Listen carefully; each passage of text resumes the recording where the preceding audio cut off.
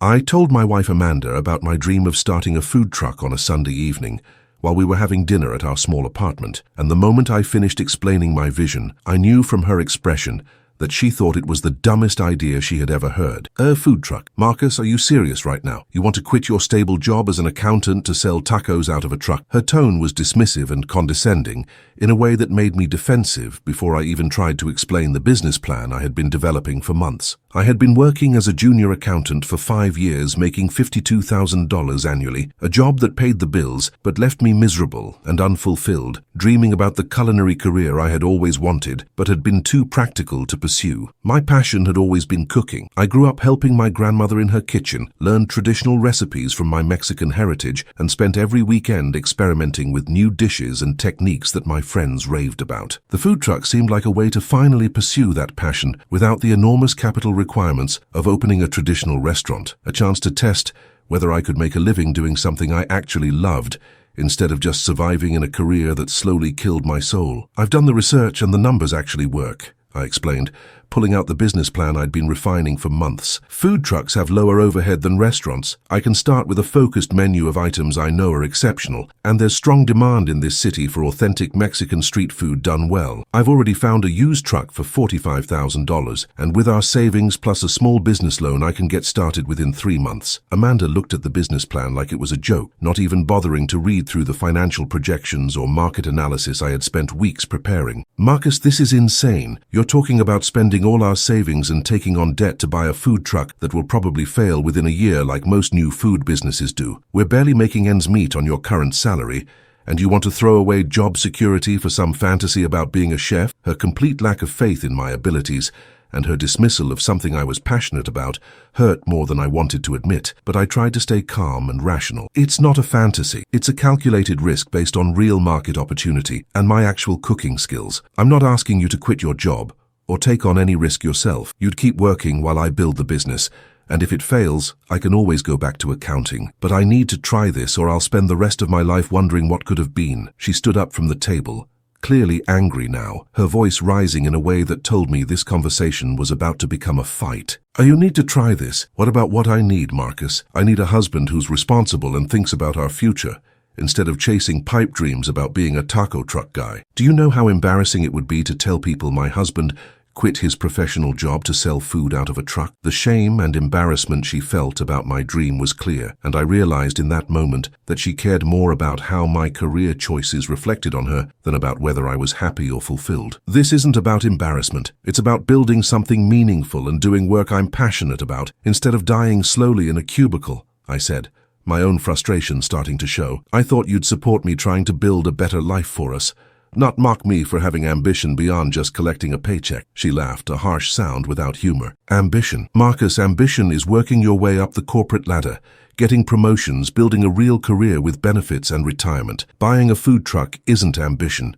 It's a midlife crisis happening 10 years early. I didn't marry you thinking I'd end up with a street vendor as a husband. The contempt in her voice made something shift in how I saw our marriage and our future together. We had been married for 4 years, together for 6, and I'd always believed we were partners working towards shared goals, even if our relationship wasn't particularly passionate or exciting. But listening to her mock my dreams and prioritize appearances over my happiness made me realize we wanted fundamentally different things from life. I'm doing this whether you support me or not, I said, quietly but firmly. I've already put a deposit on the truck and given notice at my job. This is happening. Her face went pale, then flushed with anger. You did what?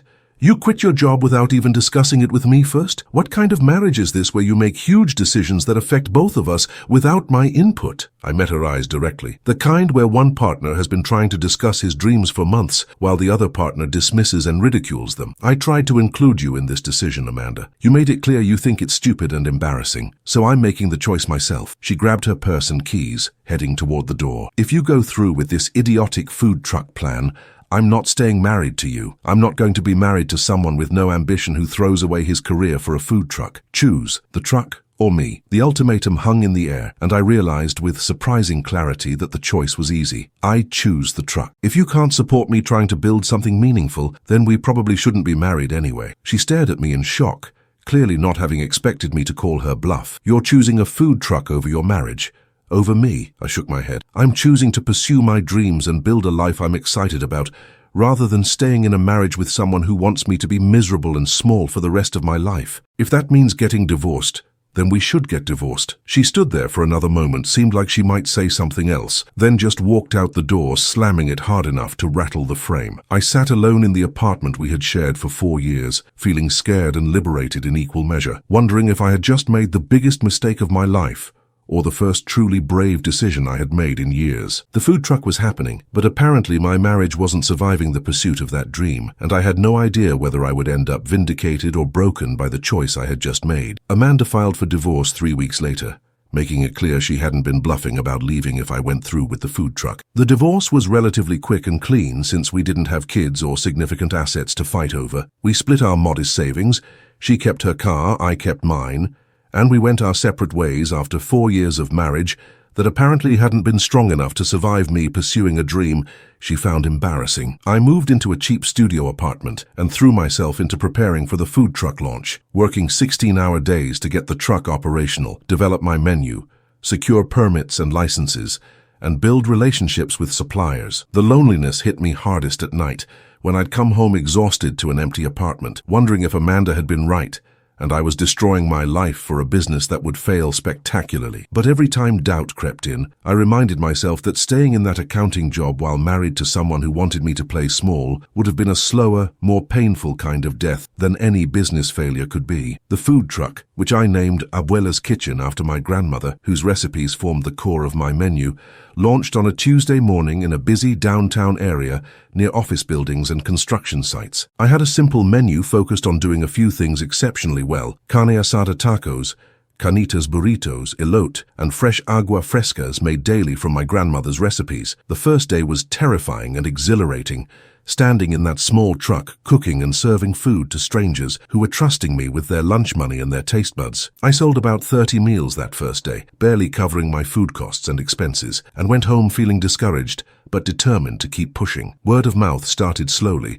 A construction worker who came back 3 days in a row and brought his whole crew, an office manager who ordered catering for a team lunch and left a rave review online, a food blogger who happened to try my tacos and wrote about discovering authentic Mexican street food done exceptionally well. By week 3, I had regular customers who came specifically looking for my truck, and by month 2, I was consistently selling out of food by early afternoon. The first year was brutal financially and physically, working 7 days a week with no breaks, barely making enough profit to cover my living expenses and truck maintenance after paying for ingredients and permits. I lost 15 pounds from the stress and physical labor, developed chronic back pain from standing in the cramped truck for 12 hours a day, and had exactly 0 social life because every waking hour was dedicated to the business. There were days when the truck broke down, and I lost an entire day's revenue while paying for expensive repairs, days when bad weather meant no customers showed up, days when I questioned whether Amanda had been right, and I had destroyed my stable life for a dream that was killing me slowly. But there were also days when customers told me my food reminded them of their grandmother's cooking, when I'd sell out in 3 hours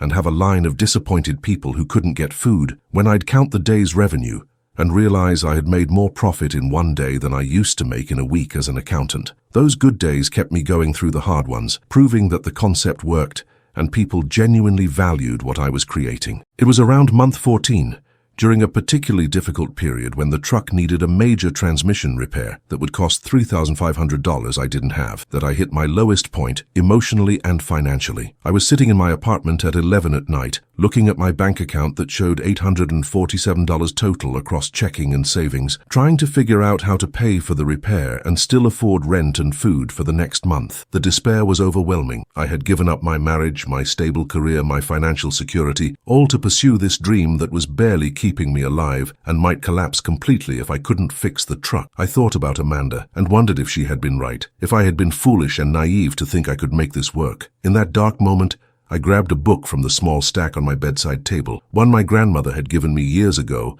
that I had never fully read. Think and Grow Rich by Napoleon Hill, a classic about success and mindset that my grandmother swore had changed her life. I opened it randomly and found a passage marked with a faded bookmark. Every adversity, every failure, every heartache carries with it the seed of an equal or greater benefit. I read that sentence over and over, feeling it challenged the victim narrative I was constructing about the truck repair and my financial struggles. What if this breakdown wasn't just bad luck, but an opportunity to figure out how to scale the business beyond just one truck operating 7 days a week? What if the financial pressure wasn't evidence that I had made a mistake, but a signal that I needed to evolve the business model into something more sustainable and profitable? I stayed up until 3 in the morning reading the book and taking notes, absorbing lessons about persistence, definite purpose, and the power of decision that resonated with my situation in ways I hadn't expected. The book talked about how every successful person faced setbacks that seemed insurmountable, but that those who succeeded were the ones who refused to quit and instead used adversity to sharpen their resolve and refine their approach. By the time I finished reading, I had decided that I wouldn't just fix the truck and keep doing the same thing. I would fix it, but I would also start planning for expansion and evolution beyond the limitations of a single mobile unit. The seed of what would become my restaurant empire was planted that night in a moment of despair, when I chose to see the obstacle as an opportunity rather than as confirmation of failure. I borrowed money from my parents to fix the truck, something I had been too proud to do before, and used the week of downtime to completely rethink my business strategy. The food truck model was working, but it had natural limitations. I could only serve so many people per day, could only work so many hours myself, and was entirely dependent on my own physical presence and labor. I started researching how other food truck owners had scaled their businesses, and I discovered a pattern. The most successful ones treated the truck as proof of concept and marketing tool, then expanded into brick-and-mortar locations that could operate with higher volume and employed staff. That path required capital I didn't have, but it gave me a target to work toward: save every possible dollar from truck profits, build a strong enough brand and customer base that investors or lenders would take me seriously, and eventually open a small restaurant that could run without requiring my constant presence. The vision gave me renewed energy and purpose, transforming the daily grind from just survival into building blocks towards something bigger. Over the next 18 months, I executed that strategy with obsessive focus, reinvesting every dollar of profit back into improving the truck operation and building brand awareness. I upgraded equipment to increase cooking capacity, hired a part-time helper so I could serve more customers during peak hours, started catering corporate events and private parties that generated higher margins than street sales, and built a strong social media presence that attracted food bloggers and local media attention. By month 30,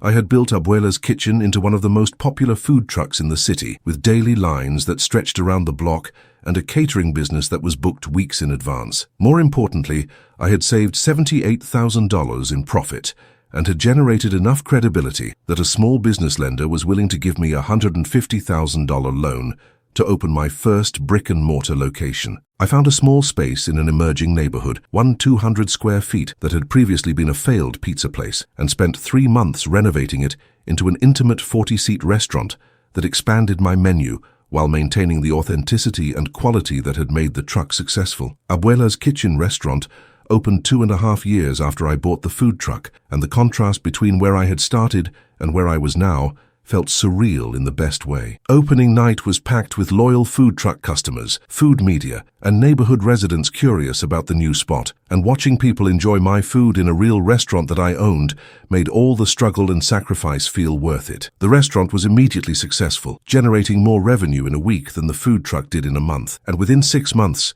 we were consistently booked and turning away walk-ins on weekends. I kept operating the food truck too, hiring a manager to run it while I focused on the restaurant, which meant I now had 2 revenue streams and was building real wealth instead of just surviving. By year 3 post-divorce, I had paid off the restaurant loan, accumulated about $120,000 in savings, and was scouting locations for a second restaurant that would allow me to scale further, while the original location established itself as a neighborhood institution. Restaurant 2 opened in year 4 in an upscale part of downtown, a larger space with 65 seats and a slightly elevated menu that maintained authenticity while appealing to customers willing to pay premium prices for exceptional food and experience. That location became even more successful than the first, attracting corporate diners, date nights, and food enthusiasts who appreciated the combination of traditional recipes and refined execution. By year 5, I had 3 restaurants, still operated the original food truck as a marketing and brand building tool, and was generating approximately $2.8 million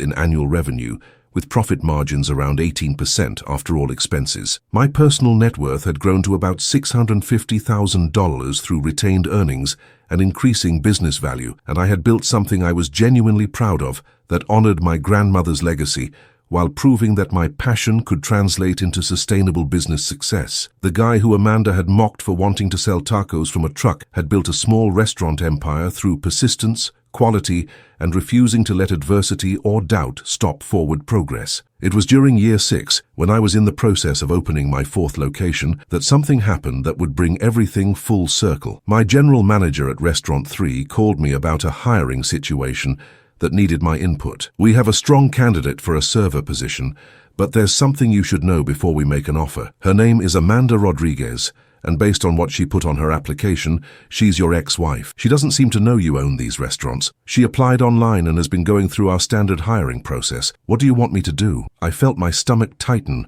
with a complex mix of emotions, trying to process that the woman who had left me for pursuing this exact dream was now applying to work as a waitress in one of the restaurants I had built. Part of me wanted to reject her application out of spite, but a larger part recognized that would be petty and beneath the person I had worked hard to become. "Evaluate her fairly based on her qualifications and interview performance," I told my manager. "Don't tell her I own the restaurant yet. If she's genuinely qualified for the role, hire her. Let's see how this plays out naturally before making any decisions based on our history." Amanda got hired based on her interview and previous restaurant experience, and her first day was scheduled for the following Tuesday. I decided to show up at that restaurant unannounced during her training shift to see how she would react when she realized who owned the place she now worked at. I walked in around lunch service wearing casual business attire, greeted the staff who recognized me as the owner, and watched as my manager introduced me to the new hires being trained that day. Amanda's face went through a visible transformation when she heard my name. Confusion, then recognition,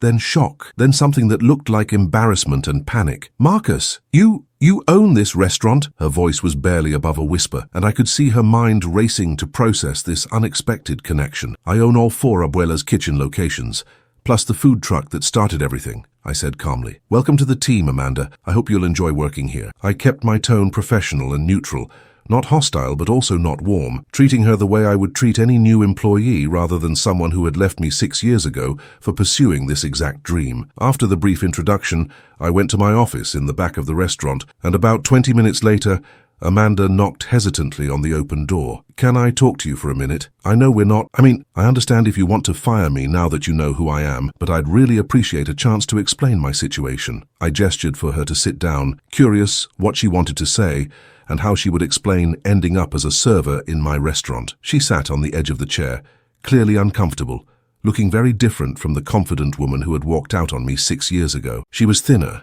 looked tired, dressed in the standard server uniform that was neat but showed visible wear. "I had no idea you owned these restaurants when I applied," she started. "I've been following some food blogs, and they mentioned Abuela's Kitchen as one of the best new restaurant groups in the city, but I never connected it to you or to the food truck you started years ago. If I had known, I probably wouldn't have applied because I assumed you'd never want to see me again after how things ended between us." "Why are you working as a server?" I asked directly, not interested in dancing around uncomfortable topics. "Last I heard, you were doing well in your corporate HR job." She looked down at her hands, clearly ashamed to answer. "I lost that job about 2 years ago during a company restructuring. I've had trouble finding another corporate position that pays what I was making before, and I've been bouncing between temp jobs and retail work trying to make ends meet. Serving pays better than retail, and I have some experience from college, so I've been doing restaurant work for the past year, while sending out applications for corporate jobs that never seem to pan out. It's not where I thought I'd be at 35, but it's what I need to do right now to pay my bills." The contrast between her situation and mine was stark and almost painful to witness. She had left me because she was embarrassed by the food truck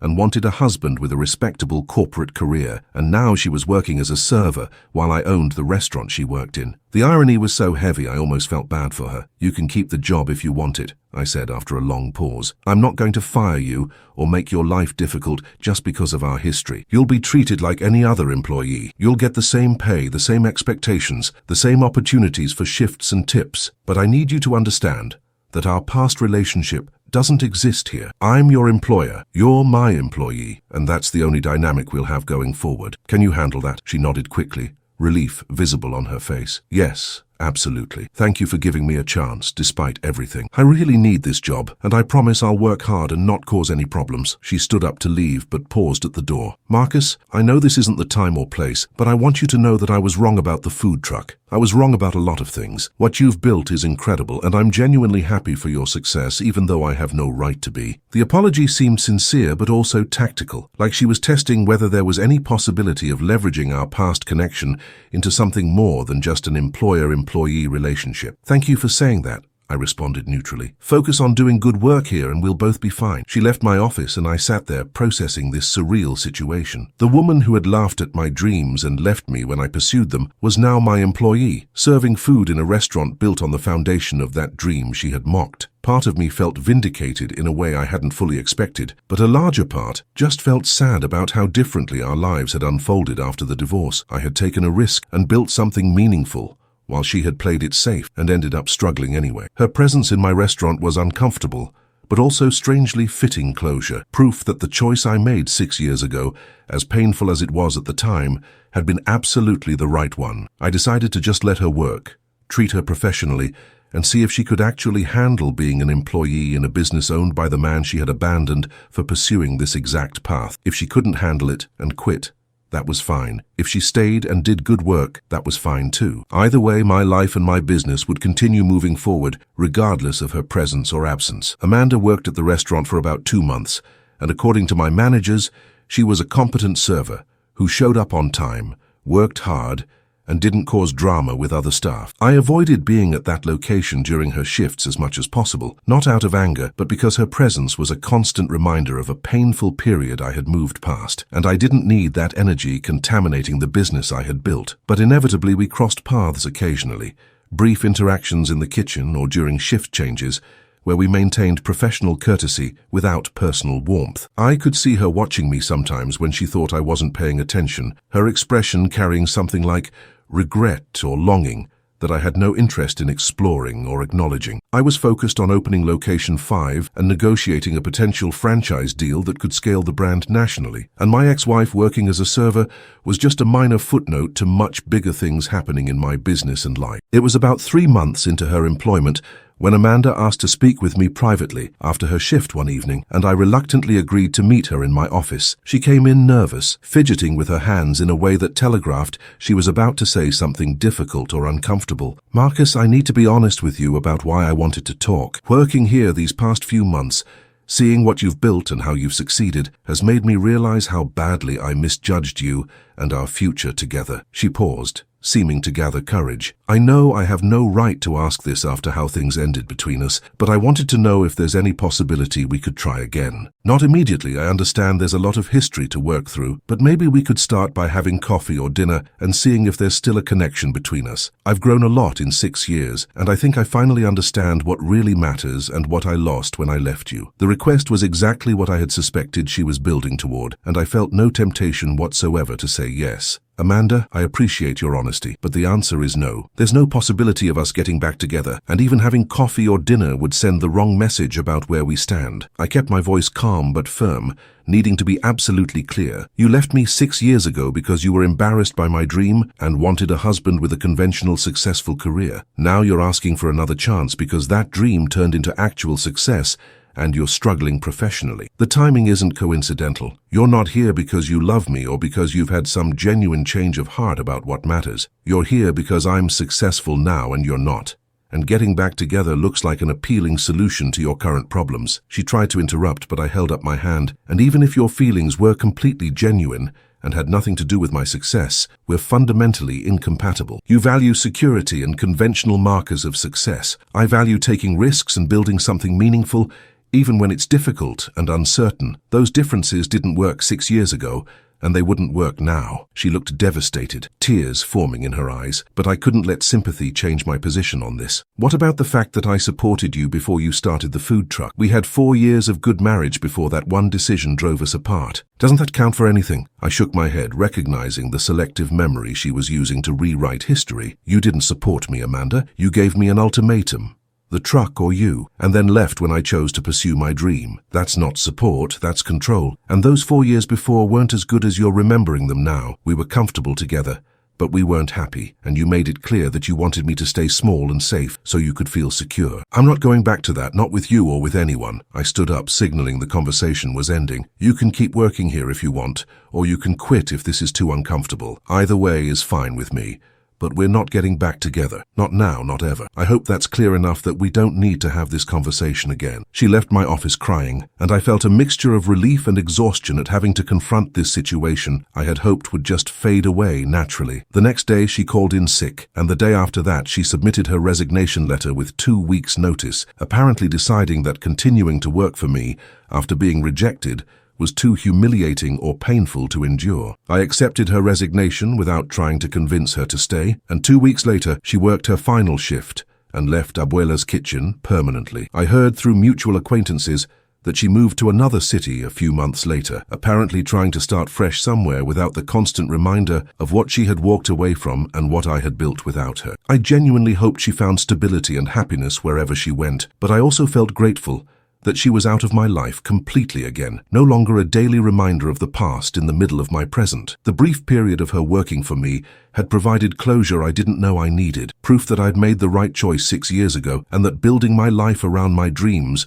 rather than someone else's expectations, had been worth every difficult moment. The years following Amanda's departure continued to bring growth and success that exceeded even my ambitious expectations for what Abuela's kitchen could become. Location 5 opened in a college town and became immediately popular with students and faculty who appreciated authentic food at reasonable prices. I finalized the franchise deal that allowed qualified operators to open Abuela's kitchen locations in other cities, generating royalty income without requiring my direct operational involvement. By year 8, post-divorce, I had 7 company-owned restaurants, 12 franchise locations across 3 states, still operated the original food truck as a mobile marketing tool, and was generating approximately $18 million in annual revenue, with my personal net worth approaching $4. $5 million through retained earnings and business valuation. But beyond the financial metrics, what felt most meaningful was that I had built something that honored my grandmother's legacy, provided excellent jobs for over 200 employees, and brought authentic Mexican food to thousands of customers who appreciated quality and tradition. The business had become bigger than just my personal success story. It was a genuine brand with cultural impact and staying power. My personal life had also evolved in ways that felt healthy and aligned with who I had become through building the business. I met someone about 3 years after Amanda left the restaurant, a food writer named Sophia, who came to profile Abuela's kitchen for a regional magazine and ended up staying for dinner after the interview was done. We connected over shared passion for food, Mexican culture, and the immigrant story that both our families embodied, and the relationship developed naturally without pressure or agenda. Sophia had her own successful career and her own complete life, which meant we were choosing each other out of genuine compatibility rather than need or convenience. We got married in a small ceremony at my grandmother's house, surrounded by family and the aromas of the traditional dishes that had started my entire journey, and the marriage felt right in ways my first one never had. This time I was building a life with someone who celebrated my success rather than feeling threatened by it, who pushed me to dream bigger rather than play smaller, who understood that meaningful work required sacrifice and risk, but was worth it when aligned with genuine passion. The business continued to evolve and expand in unexpected directions. We launched a line of packaged salsas and seasonings sold in grocery stores, extending the brand beyond just restaurants into retail products that generated passive income and broader awareness. I wrote a cookbook that combined my grandmother's traditional recipes with the refinements I had developed over years of professional cooking, and it became a regional bestseller that generated media attention and speaking opportunities. I started a culinary training program that hired people from underserved communities and taught them professional cooking skills while employing them in our restaurants, creating pathways to career advancement for people who might not otherwise have access to culinary education. Every expansion felt aligned with the core mission of honoring tradition while building opportunity, and the business became known not just for great food, but for genuine commitment to community impact and employee development. The food truck that Amanda had laughed at had evolved into a multi-state restaurant group with cultural significance and social mission beyond just profit. I sometimes thought about Amanda and wondered how her life had unfolded after she left the city and tried to start fresh elsewhere. I hoped she had found stability and peace, genuinely wished her well, despite the pain she had caused during our marriage and divorce. She had taught me an important lesson about the difference between people who support your dreams and people who need you to stay small so they can feel secure, and that lesson had shaped how I built my life and chose relationships going forward. The brief period of her working in my restaurant had been uncomfortable but ultimately valuable. It provided definitive closure and confirmation that moving on completely had been the right choice for both of us. She needed to be free to find someone whose ambitions matched hers, and I needed to be free to build something extraordinary without the weight of someone else's doubts and embarrassment holding me back. The universe had a sense of irony putting her in my restaurant as a server, but the real lesson wasn't about revenge or vindication. It was about how differently our lives unfolded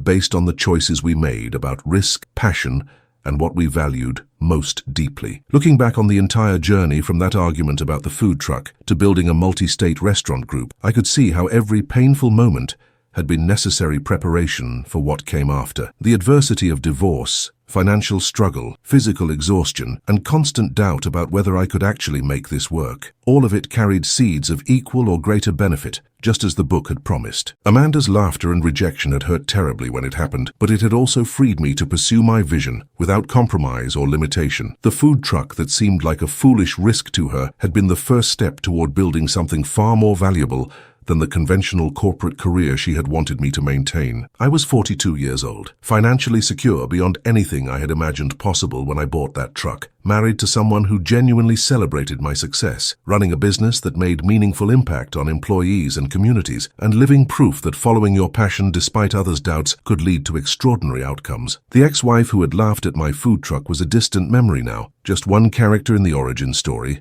of how I became someone who built a life around what I loved rather than what was safe or socially acceptable. And that transformation, forged through rejection and adversity and refusing to quit when success seemed impossible, was worth infinitely more than any conventional definition of success could ever provide.